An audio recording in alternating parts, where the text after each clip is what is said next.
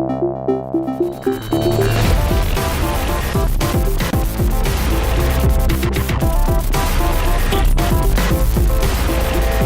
that is happening right now. Fries. I love fries. Fries are bad for you. So I don't have fries. I had this though. Which is also a hassle. It's true, he's being really nice. He's hiding them as he puts them in his mouth. I have a nice coffee, although a lot of people seem to don't understand no sugar at all. Luckily this girl was like, so just a black coffee? I was like, yep. She goes, no liquid sugar? Nope. No cream? Nope. Perfect. Some places don't seem to understand that. And then I just put my own Splenda in. I don't normally drink coffee, but as of late I've started. Because it's different. No juice or anything, so it's good though. I don't mind. We're going to get slushies. And Cheryl's corrected me a couple times and said, it's not a Slurpee. That's it's a slushie. Simpsons. It's a Simpsons thing. So that's where we're going to go now. We're going to go and get slushies. Apparently last week, because we didn't make it to church last week, because we were in Kitchener, apparently there's no longer 2 o'clock mass. Yeah, what's up with that? Like they said that it would be there For the summer. for the summer, but No. it's not. And also, Cheryl claims that Jack Astor's, which is a restaurant here in Toronto, is on fire. And I think she's right. I think they're missing the plants, but I'm not sure what's going on. No, they're on fire.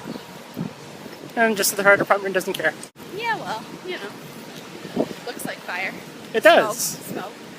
Anyways, there was a guy performing at Dundas Square with, Fire. what are they called? Fire, devil sticks. Devil sticks that were on fire. And Cheryl was like, I can do that. And I'm like, no, you can't. He's like, yeah, I did it when I was a kid. I was like, nope, you didn't. Because your parents wouldn't have let you do it with fire. It's true, they wouldn't have. I did have devil sticks though, and my friend Jamie Montag and I would always bring them to school, and we would play with them in the schoolyard. So there. Alright, so we're gonna go and get refreshments. Slurpee. Yeah, you were right this time. Slurpee. So we have a lot of time to kill. We're just gonna sit down. Is that a plan? It's air conditioned in here. It is, and there's no movies that we want to see. And any movies we do want to see are, unfortunately, would run over the time of church. So this is our only option because I won't be me and take Chuck shopping. So that's what we got going on. Woo. So remember how earlier I was joking about Jack Astor's being on fire? Went in to grab some lunch and got kicked out because this is happening. There's a couple fire trucks. Fire alarms that are going off while we were in the building. Okay, so after many bumps in the road and stuff, we finally made it to church and home. And it rained, and it was a long day because everything that could have happened did. There were ambulances, and there were fire trucks, and carnivals in the middle of the street, and bus detours, and strollers. I don't know if Chuck has had this rant in the vlog yet or not. I know he talks about it on Twitter and stuff, but strollers on buses. Now, before anybody says anything, yes, I understand. I've never had a kid, so no, I can't understand. I know people are going to say that. I don't understand. It's different when you have a kid. It's different when you have to take the stroller on the bus, and they're people too and need to get around. Obviously, not everyone has cars. People take the TTC. I get that. But if you take your stroller on a bus, be smart about it, please. Today, on the way home, we had at one point 4 or 5 strollers on the bus, I believe. And instead of everybody going on the same side of the bus, they zigzagged so that nobody could walk through the bus. The one girl tried to squeeze her way through, and it probably took her a good 2-3 minutes to get from the front of the bus to the back. So not only does it cause people to have trouble getting to the back of the bus, but then you limit the amount of people you can fit on the bus, because obviously somebody's not going to stand in between the two strollers, but they have no other choice. So then the bus looks full. Why don't bus drivers say something? Say the handicap section is not being used. Why doesn't somebody flip that up and put the stroller in there, making room for everybody else? I don't understand. Also, why do you get on a bus with your 4-year-old child and have a stroller? The kid's not even in the stroller, they're in a seat of their own. Fold your stroller up. You don't need to have your stroller open, especially if you're using your stroller as a cart and there's no kid in it and just crap that you've bought.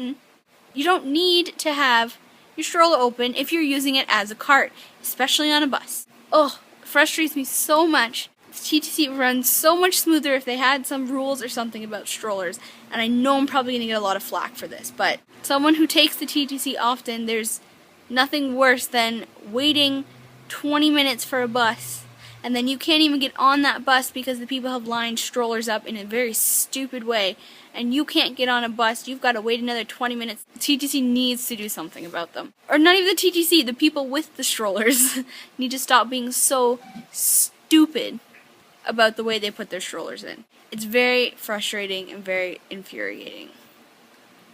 That's all I'm going to say. Hey guys, I'm just editing. Look, it's editing. And I think I've come to the realization that I don't care how stupid I look anymore. Like, I don't really care how goofy I look or what I end up saying for the most part. How about you? Yeah, not so much. There's things here and there where I'm just like, nope, not going on there, but I'm even letting some of the ums slide, too. Me too. Sorry. There we go. There you go. I'm like looking at the screen. Good job. Good job. Thanks. I do agree with the stroller thing that you said. I was actually going to put a photo in there that I stealth took a photo and put it on Instagram. She had one of those smaller foldable strollers. However, she had so many bags on the back of the stroller that it almost fell over. Or almost, yeah, practically did fall over at a couple points.